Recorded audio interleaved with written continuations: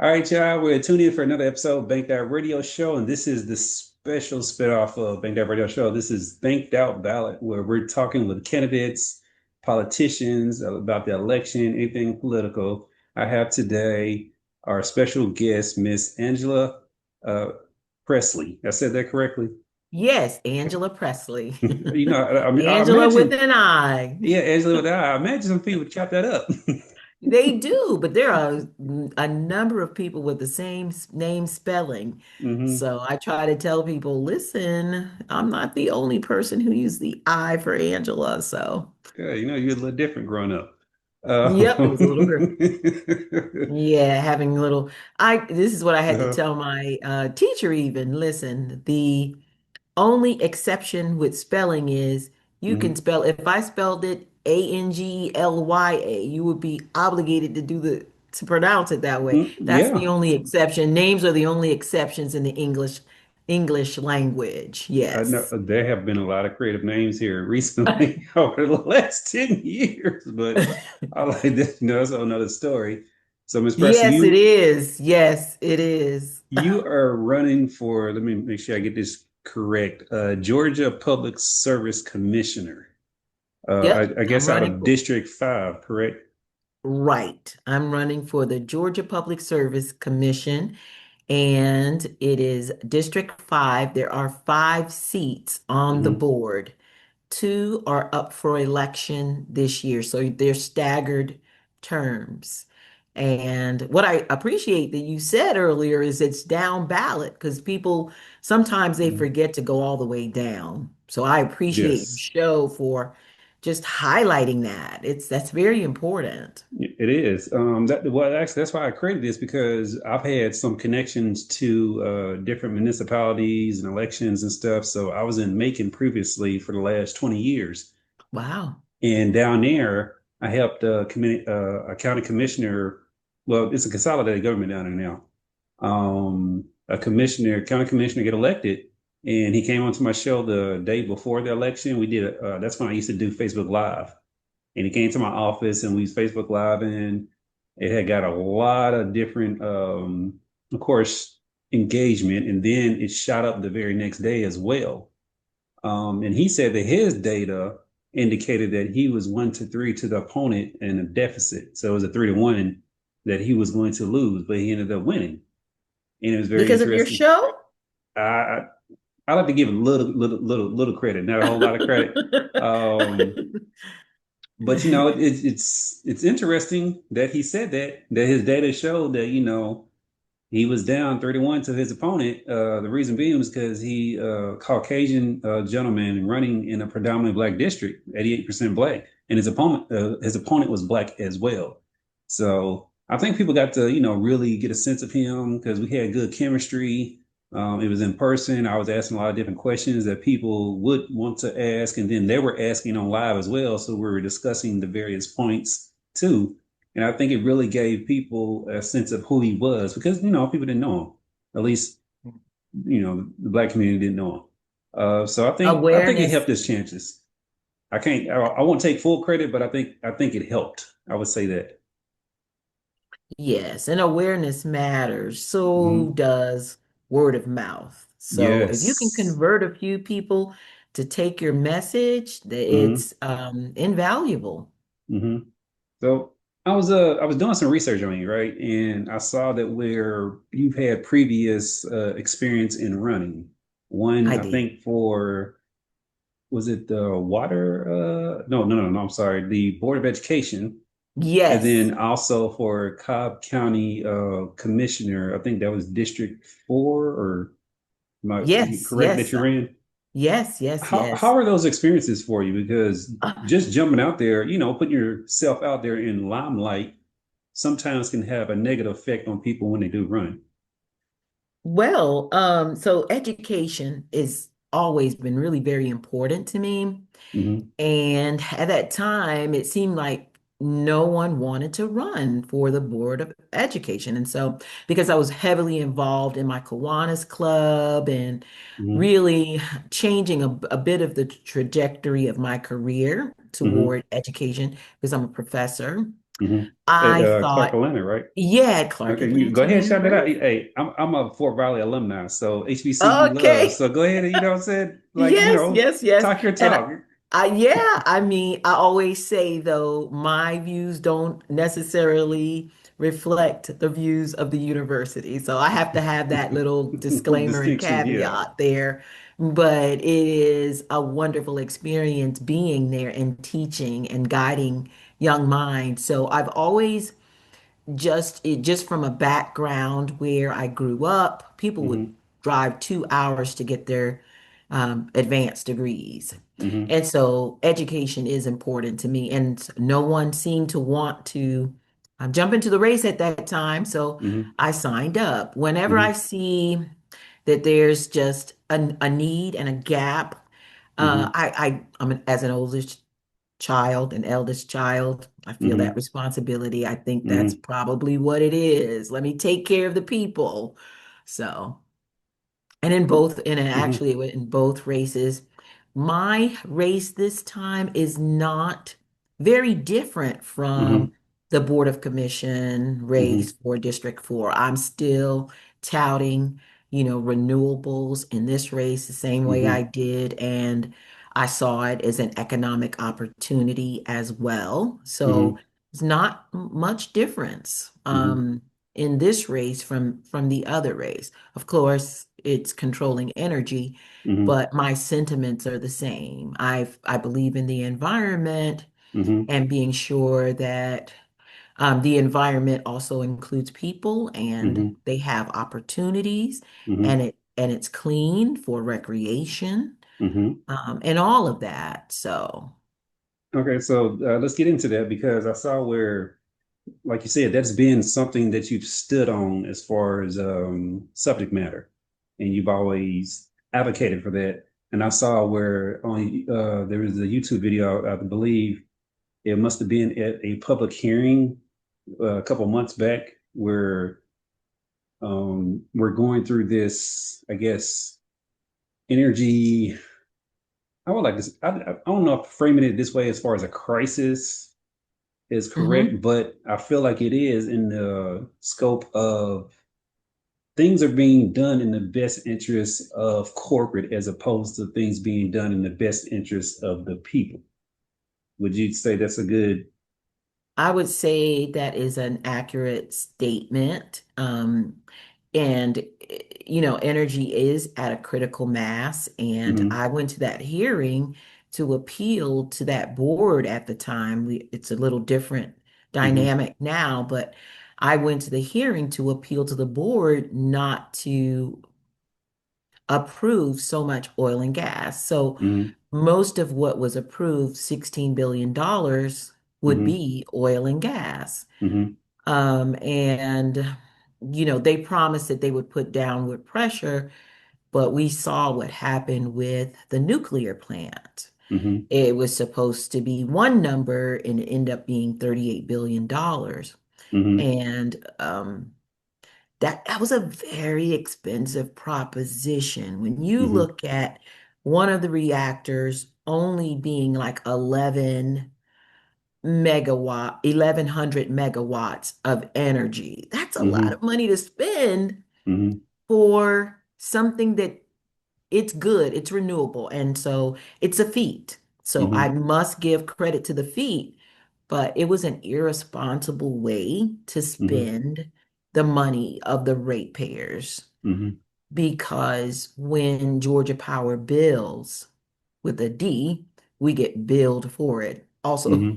also Yeah. with also with the D, but we get billed for it. So once the commission approves Hmm. any type of request for proposals that they need or Georgia Power needs for energy, we Hmm. bear the brunt of it. Hmm.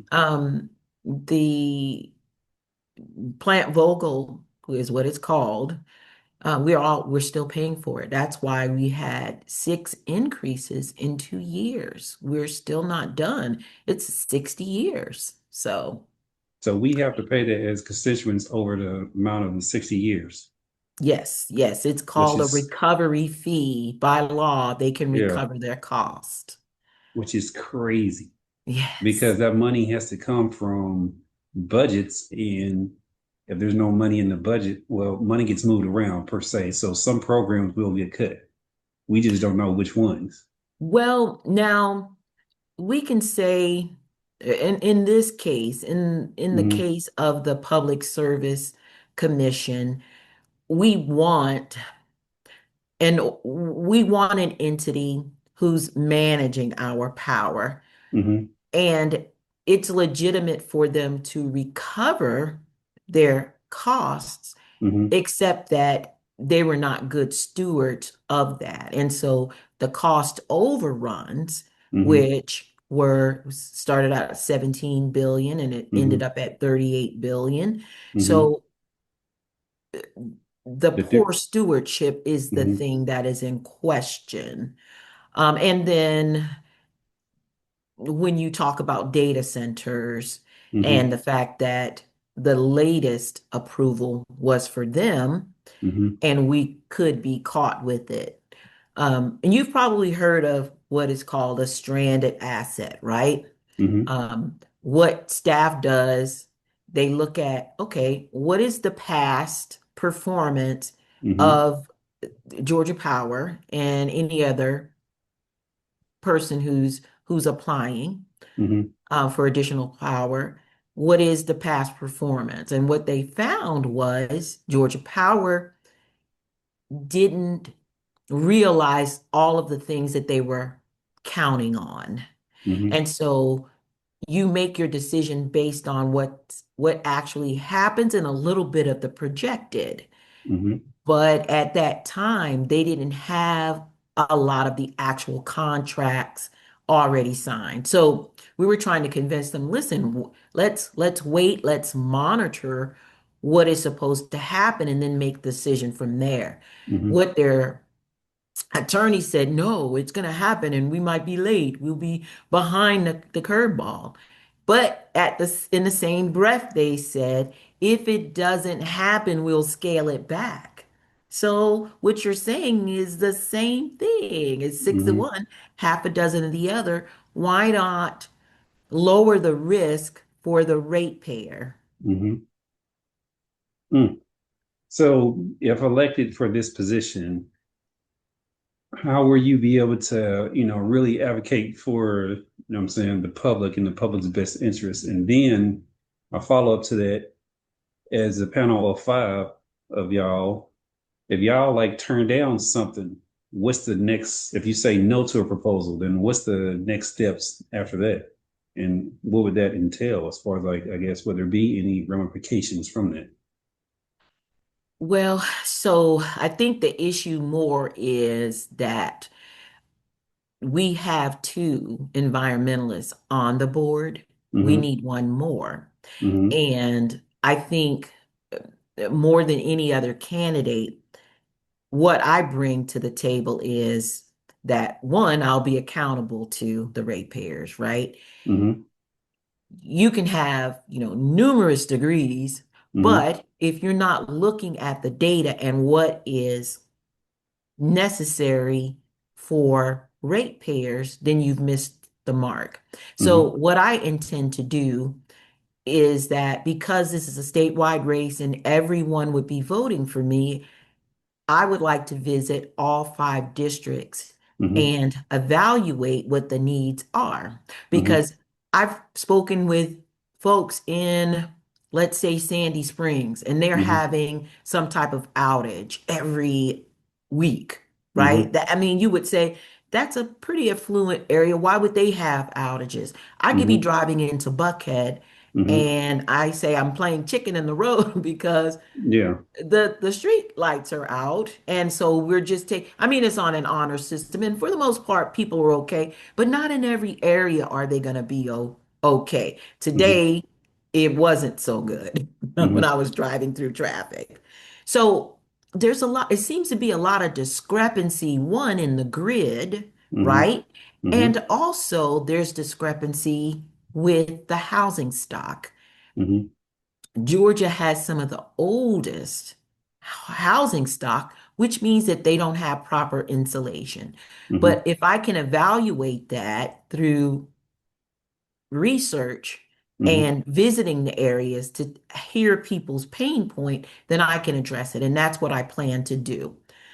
The other point in that is that I believe that Georgia Power has a social responsibility, given all of the rate increases, to provide more resources. They can certainly provide and are able to do that.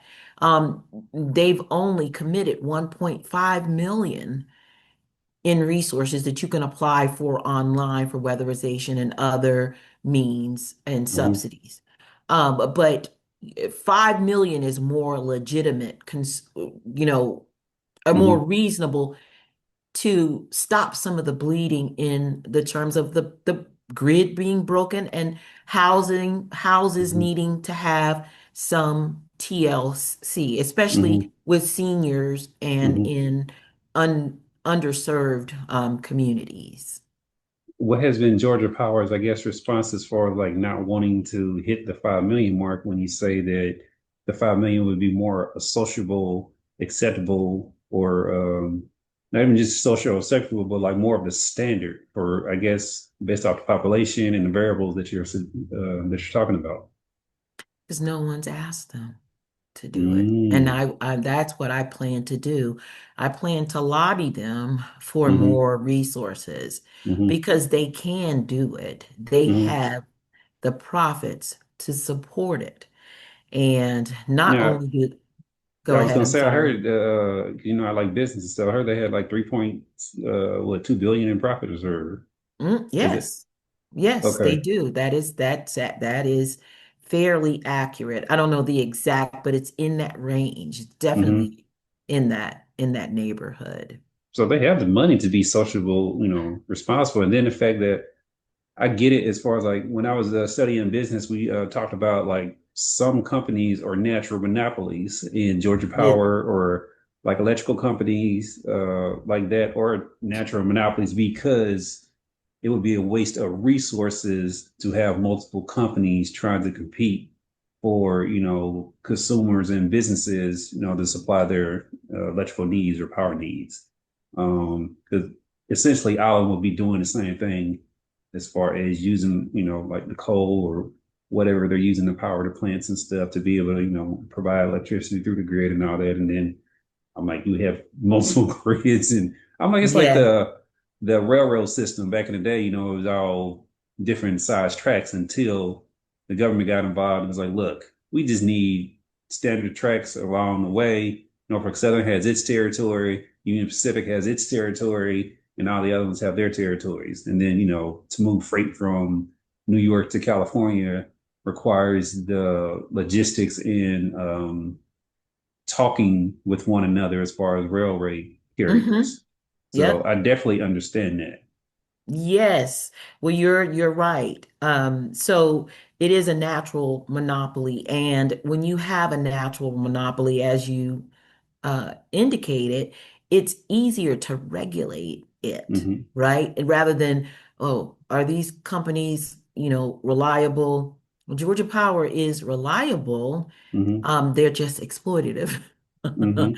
So, the issue is not them being reliable or them being a monopoly, but our previous board hasn't regulated them. They haven't Hmm. reined them in and been in the best interest of Hmm. ratepayers. And so Hmm. that's really the issue.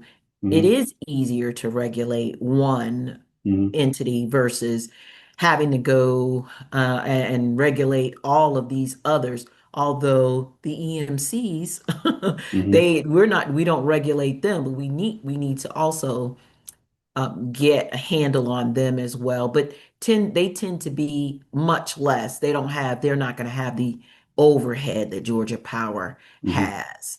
Yeah. So if we can get three environmentalists on the board, hmm then that would really solve the issue of them being the natural monopoly with good regulators that hmm protect the interests of everyone. small Yeah. business owners, because it's an Hmm. issue for small business owners, power is, Hmm.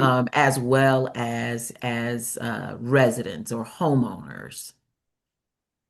So with the positions that are being held and the power that it has to regulate, and like you said, that the body, one, I have like another comment I'm gonna make about this. One, I believe that, like you said earlier, it's staggered terms. So that's great because I think y'all serve 6 years, We and every do. 2 years, someone's position is up for real reelection. Um, Yes. I think it should be termed though, because just me in general, this is how I feel. This is just my opinion.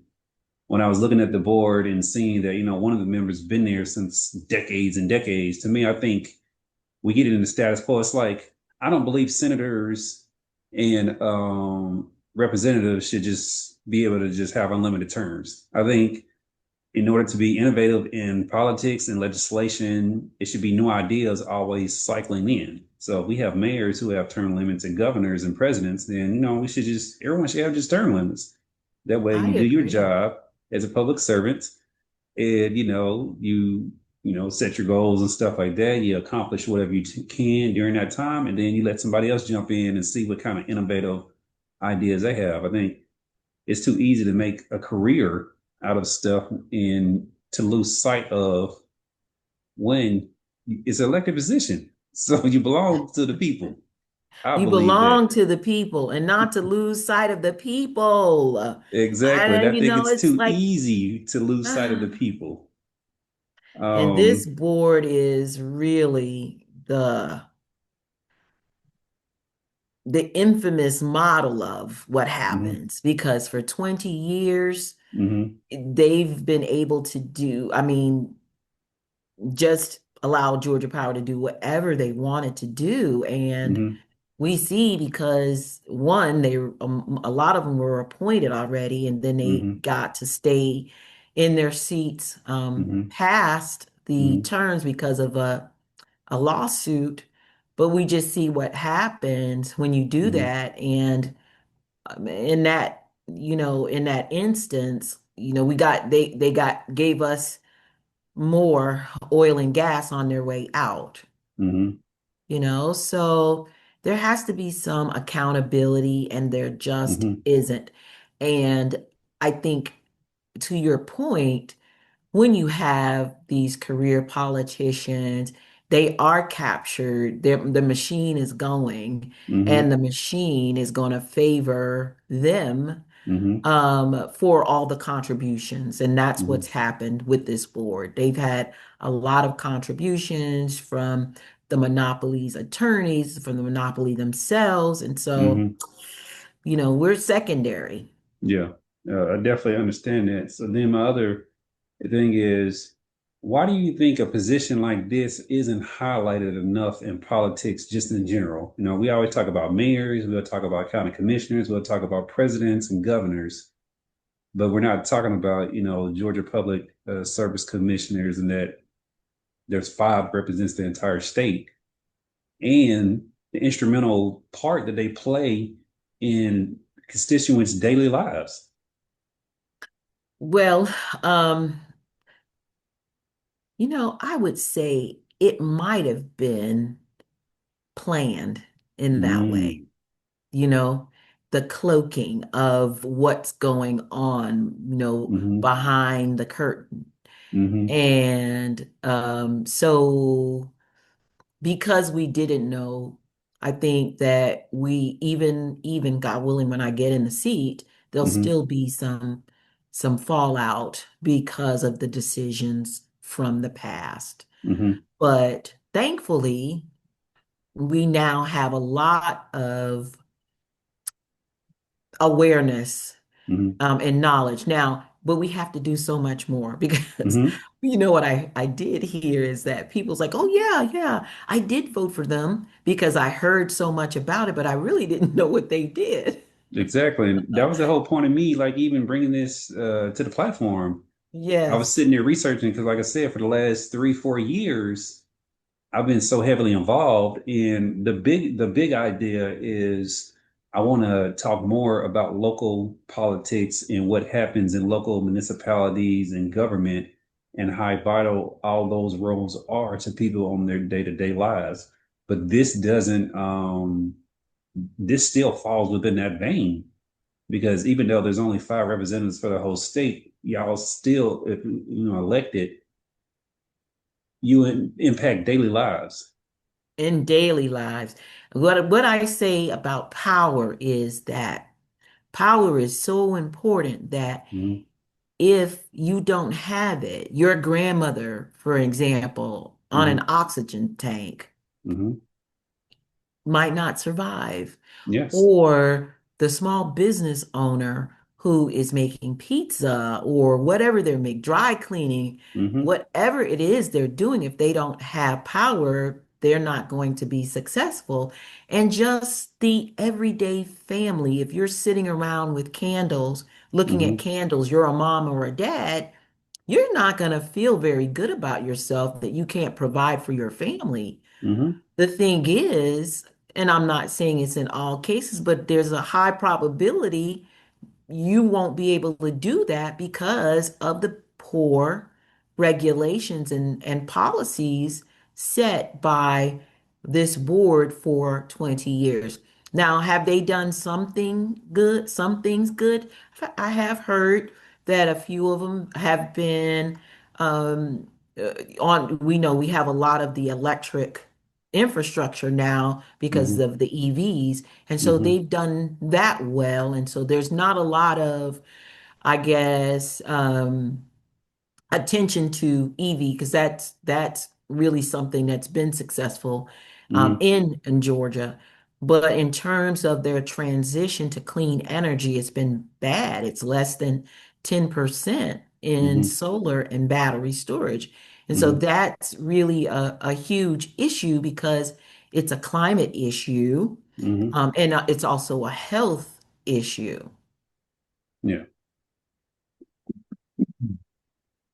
So right now, I believe you're the only candidate who's declared their intention to, run for election. Has anyone else declared candidacy yet? Yes, two other people have. But one thing is my policy, I never do PR for my opponent. So I don't mention their name Well, that's in fine. I any, definitely understand that. never. Um, so since you said so, I want to clarify and get some understanding. Um, do you have to run for like District 5 or could you have ran for the other seat as well? Because I think, No, no, okay. you qualify. So that's the unusual kind of sticky part of it. Hmm.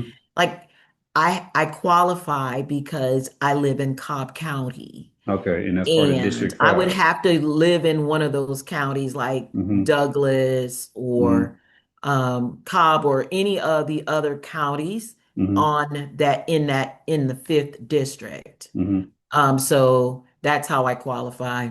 But And you're, so hmm. you can't be outside of your district. The only time that happened Hmm. is when District 3 was Hmm. appointed by the governor. He lived in Cobb, but he served Hmm. for the Atlanta. He served for 3. Hmm. So he has a place now in Atlanta and they Hmm. closed that loophole Hmm. now. Interesting. Yeah. Yeah. See how that goes? Uh-huh. Yeah, no, no, I get it. Interesting.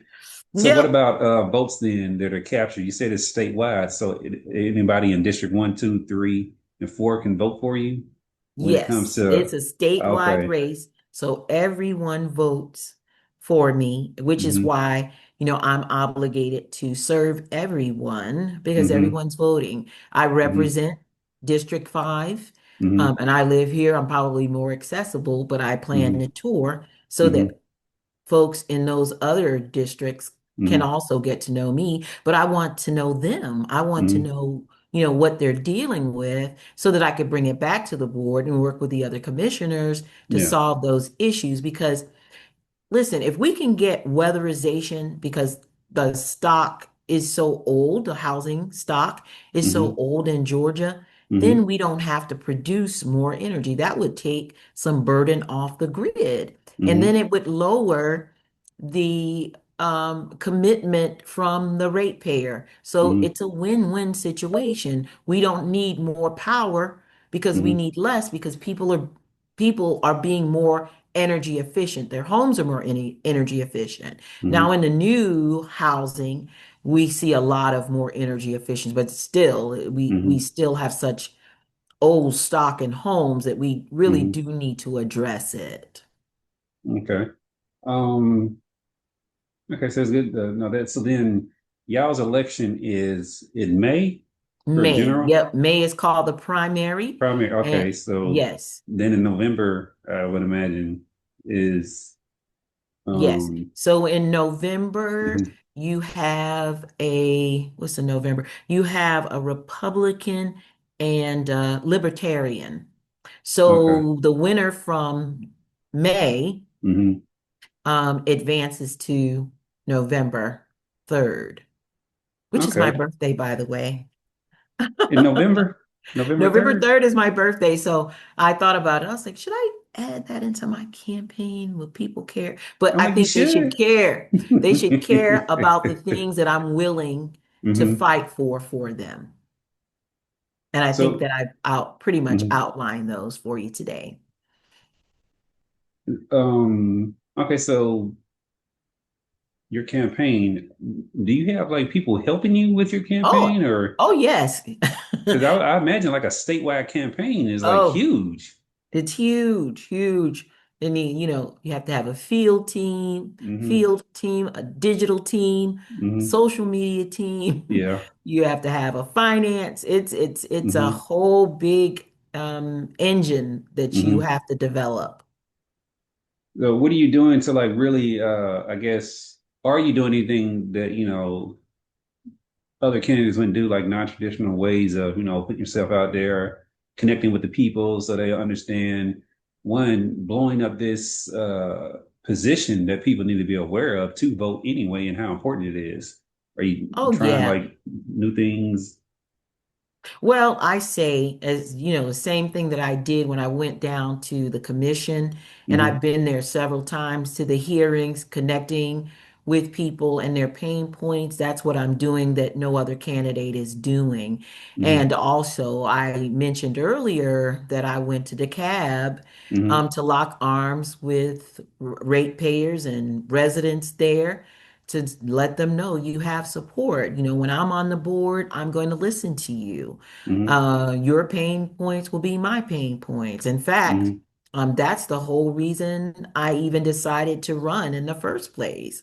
I heard a hearing and I was so displeased by the treatment Hmm. of ratepayers that I just couldn't look away. I just thought that is just you're a public servant and you are Hmm. treating people in that way. Not only um, weren't their needs met, but Hmm. they were ridiculed.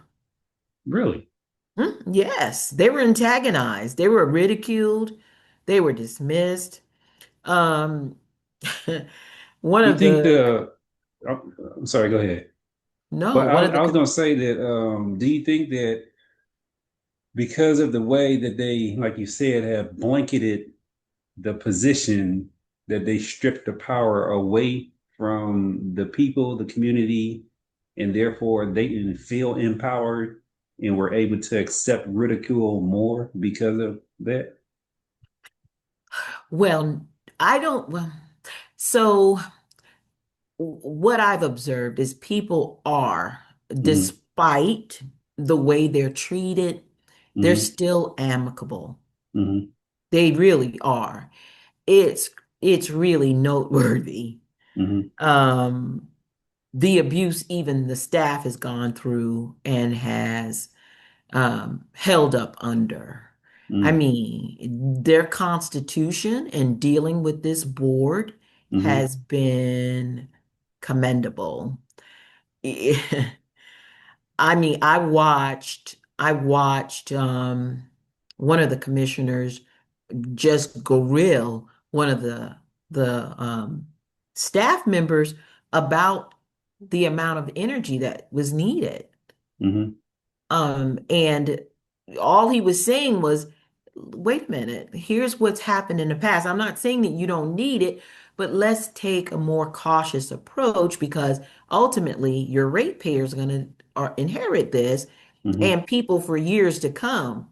Hmm. And I mean, the commissioner just like, I would say, it's almost like she was barking.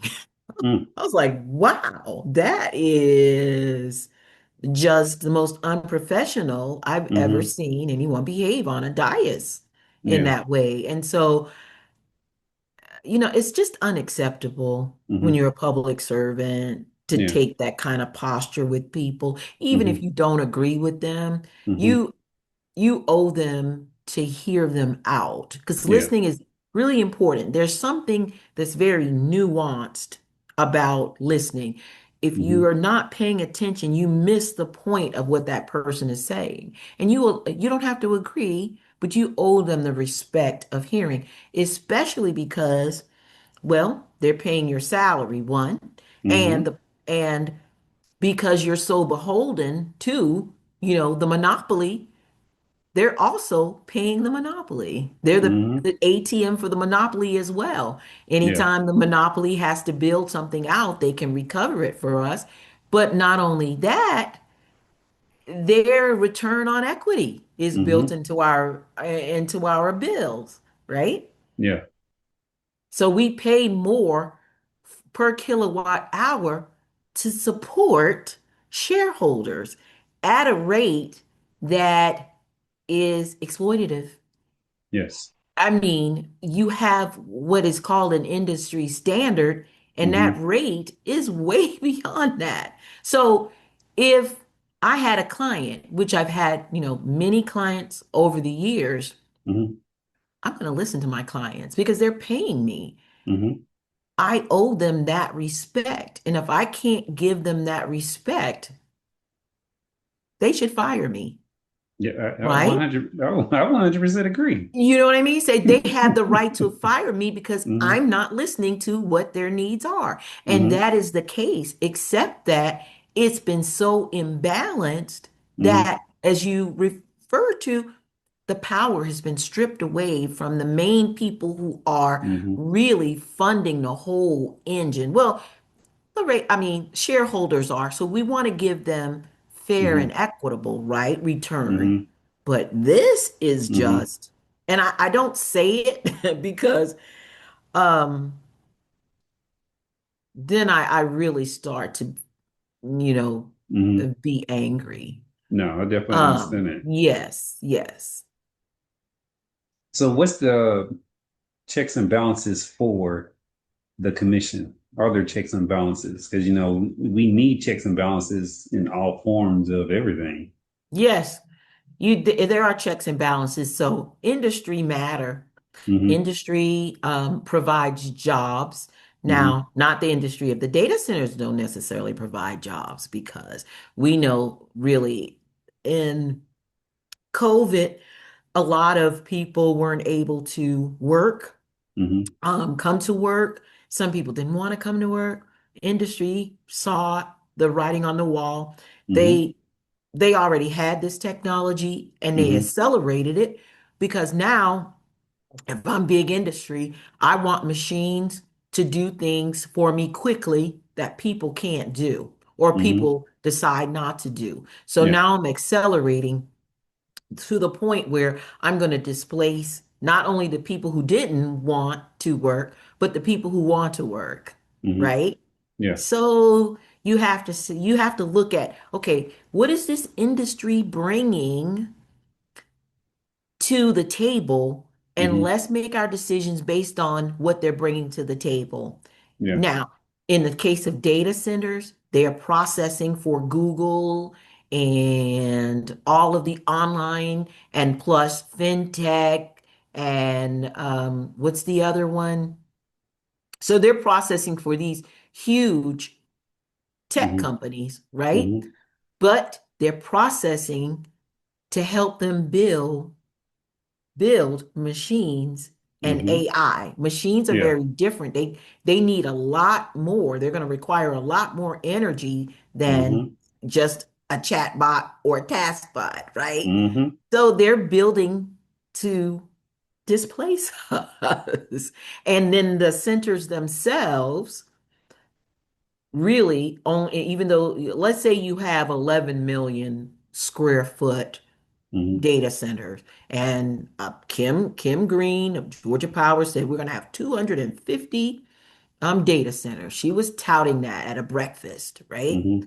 So, but within the scope of those million square feet, 10 people might be in there in the Yeah. actual data centers. They're supplying processing for the larger companies who now are using fewer employees as well. I know Mm-hmm. people in the tech space, they've been out of jobs for years, like 2 or 3 years already. Mm-hmm. Yeah. So What it's I like, tell my students is, I say, listen, the train is rolling fast. They don't have everything figured out. You be the one to drive the space of AI. mm-hmm. And then on the flip side, I need you to develop something that's going to mitigate all the environmental impact of these data centers. And then I Mm-hmm. steer them in a way to, um, the renewable energies like battery storage and solar Mm-hmm. because that's the future. Mm-hmm. So when we're looking, as you asked about, where's the balance? The balance is what are you really bringing to the table and how Mm-hmm. does it affect everyone in the ecosystem?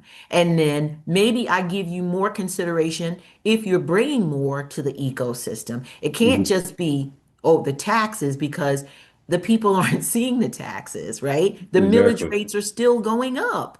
Mm-hmm. So if you say that you're going to bring all of this, prove it. And if what you bring is not commensurate Mm-hmm. to the harm you're going to cause, then you need to bear that Mm-hmm. burden, not the ratepayer. Exactly. So No. I think you have to consider all things. Some industries are going to be good, Mm-hmm. like the renewable, that space is going to be better. So maybe they get more, right? Mm-hmm. Consideration. But the ones who are harming, then they have to get less. Now, I want to be clear and saying that I don't believe that the entire infrastructure of oil and gas is supposed to be gone. I'm talking about a transition, a healthy transition Mm-hmm. that there's more than 10% in the grid. Yeah. Um, and that you don't do it for the length of time that you're proposing. Like 40 years for methane emissions, that's bad. I mean, that's Mm-hmm. going to be bad for the environment and that's going to be bad for the people. Mm-hmm. So 15 years and give it up. Don't tie us to 40 years of oil and gas. That's Mm-hmm. crazy. I mean, that's crazy. There's so many more new applications Mm-hmm. that will be better for work Mm-hmm. than what we're currently offering Mm-hmm. with all of the additional oil and gas built out as a capacity Mm-hmm. for the demand. Do you think there's a funnel system for new innovation to come through? Because if Oh, absolutely. like, well, I like to say, like, oil and gas been running things for a long time now because of, the ecosystem of that itself. So are they just basically cutting off innovation somewhere where it doesn't even get to come down the pipeline as an alternative? Are people's like proposals not being seen? Or they, discarded into oblivion to where no one even gets to hear about them, and people think Oh that no. okay. No, it's here. No, it's here. But I like to use this example. Uh-huh. I like to use this example. If I have this car, it's an old putter, right? Mm-hmm. But it's getting me to where I need to go. Mm-hmm. And I can make a lot, like say, let's say for an example, well, this is probably not the best example, but if I'm an Uber driver, right? If I'm Mm-hmm. Ubering and I have this car, Mm-hmm. it's gonna make me some money. It's Mm-hmm. sputtering, whatever, whatever. Well, no one knows until they, oh, I got to get in this car right now, right? I might Mm-hmm. drive it in the ground Mm-hmm. because, what my margins are going to be better. You know what I mean? Yeah. My profit margins are going to be better on something, an infrastructure that I already have. Well, in this case, they don't have. They're going to build the infrastructure.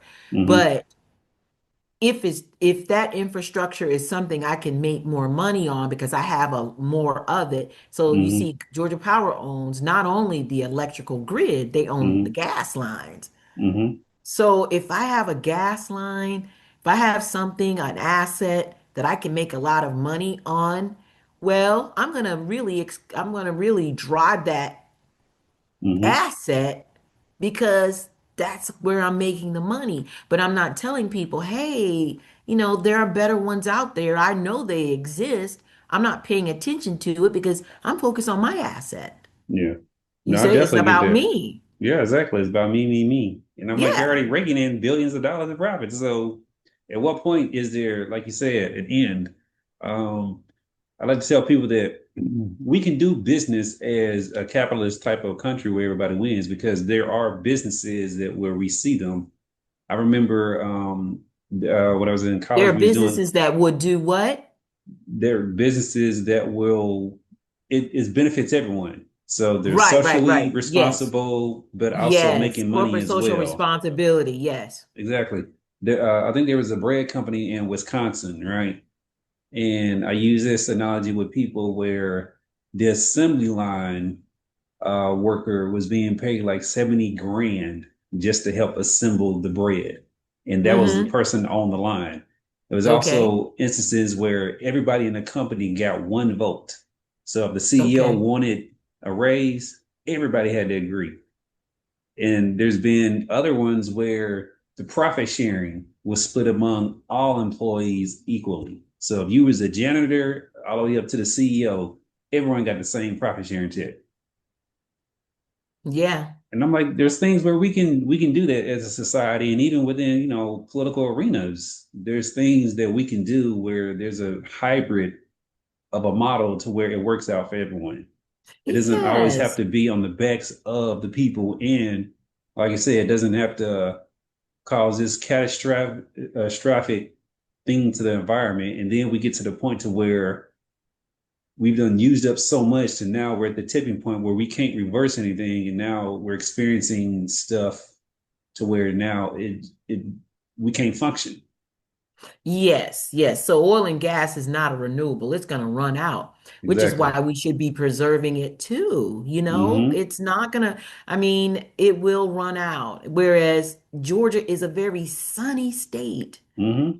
And you can get a solar plant or solar online much quicker than you can build a gas plant. So Mm-hmm. you would think, okay, it's easier. And then when the lights go out, Mm-hmm. if you had, say, a division, Mm-hmm. right, that had virtual solar Mm-hmm. and the lights went out, now you can borrow from them. Mm-hmm. Or if you had community solar, because it's now stored up in the battery, Mm-hmm. right? The energy is stored in the battery. So now when you have Mm-hmm. something like Storm Helene, Mm-hmm. you're not running all over the place. Oh, let me run and get this line. Oh, let me fix this line. Oh, I got to Mm-hmm. fix line. And I'm running Yeah. all over the place trying to put the fire out. Mm-hmm. Whereas if I were to be if I were to be more proactive, it's Mm-hmm. like, okay, let's set up some solar, virtual solars in, strategic areas because I Mm-hmm. understand the grid and the needs of the grid, right? Let's Mm-hmm. set up some virtual solar. It's not powering maybe all of the big plants, but at least for the community, you have Mm-hmm. some relief on the grid. And not only that, Mm-hmm. you get people their power back more quickly. And they're Mm-hmm. not, and then you can give them credit. So for the subdivision who decides to, adopt Hmm. Virtual solar, then it's a benefit to them because we Yeah. know how those HOA fees are, right? Yeah. Oh my You know, God. I hate HOA fees. yes, yes, yes, yes. And inflation, listen, Yeah. inflation is at this tipping point. I Hmm. met this one lady. She was working in Pizza Hut, Hmm. and she said that her gas bill was 400 and her power bill was 400. Mm. 420, I think she said. She said that she had to let her children go and live with her ex-husband because she just couldn't afford it. Can you Hmm. imagine that? No, I can. There's a lot of people actually doing stuff like that. Because the inflation is crazy. I just saw data where it said like 8.4 million Americans right now work two full-time jobs. And not Yep. because they want to, because they have to, just Mm-hmm. to survive. Like Mm-hmm. we're not thriving like we could be. We're not thriving. And not only that, we're in debt. So people Hmm. are paying their bills by credit cards. We Hmm. have one of the highest debt rates than we've ever had because Hmm. if you have to pay, if you have to pay that 400 like that this woman did, she was like, "Okay, you get the kids. Hmm. You get to have them because I can't properly take care of them." So, I mean, that's just one story. I've heard this one guy, he came to Macon. I mean, he was Hmm. from Macon, Hmm. and he was saying he doesn't have the money to even turn on heat. Hmm. He knew people there who had died. Hmm. It's just, and when you are a policy maker, your Hmm. job is to, that is your literal job, is to take care of people. And Hmm. that is why government was even created in the first place. That's why Hmm. we pay taxes in the Hmm. first place, because, well, we can't invite everyone to our home, can we? Exactly. And not all of us have a spare bedroom. So we collect and we pool our taxes to take care of people at their lowest points. And we've Hmm. all had low points. So there's no Yes. sense in saying that, oh, now that you're down, you're the worst person in the world. That is You're not. crazy. Exactly. It's Yes. circumstantial. And I'm like, come on. Like people Yes. created this themselves or something. No, people don't create, we do make poor decisions. Hmm. We've all made poor decisions. Which one of Hmm. us? Not a single person in Hmm. this world has not made a bad decision. Hmm. But hopefully, we extend some grace to people when they Hmm. make decisions Hmm. that in the future they make better decisions, right? Hmm. But if we just throw them away, leave them Hmm. on the side of the road, not give them some type of support, Hmm. we're going to have people, well, everywhere Hmm. we turn asking us for help. Yeah. I'm like, So, but if we can just be good stewards of what we hmm. have, it'll be so much better for everyone. If we would just think, okay, when I help this person, I'm actually helping myself. Hmm. I'm saying it makes me think that, hey, so since if people can throw away people based off of bad decisions, that needs to be applied across the board. So if you're in politics and you make bad decisions, you get thrown away. You get thrown away too. You get thrown away It'll be a too. whole different landscape if, there were If that consequences were the for case, policies. yep, if we Bad knew policies every had wrong, consequences. if we knew every wrong everyone did, ooh, thank God we don't know it, right? Hmm. Because no one would be here. Exactly. So I want you to let everybody know how can they become more familiar with your campaign, the issues that you stand for. I know you listed a lot of them, and just get more familiar with you. Well, they can reach me at Pressley, Pressley, for FORGA, like Georgia, Hmm. PSC, like Public Service Commission. So Pressley for Georgia, PSC.com. All of my socials are there. Even my phone number is there. My phone number is 678-744-3862. They can ask me any questions if they'd like to volunteer, do a meet and greet, be on our field team, social media team. You are welcome because you matter and I'm accountable to you. I decided to run for this because I thought that you were not being served adequately. And so that's why I'm here. That is my job. That's what's up. I love it. But thank you for coming on. Thank you for, taking time out your busy day. And I've gotten to know you better as a candidate, and I like, Thank what I'm you. saying, the things that you're saying, and I can tell that you're very passionate about what you're doing. So, Thank you. I am. I just want to do the right thing. I want other people to do the right thing. I think that we really do have to be considerate of each other. And so that's the job, right? yeah, that is. Well, everyone out there, thank y'all for tuning in. Bank That Radio Show, special edition with the Banked Out Ballot, where we're talking with candidates, politicians, anything political of that nature, especially when it comes to, local municipalities. But in this case, even though it's statewide, it still applies to your daily life. Um, Y'all can go in, like she said, visit the page. It'll pop up on the screen as well. Y'all keep tuning in to Banked Out Radio Show, Facebook, Instagram, YouTube, and spread the channel.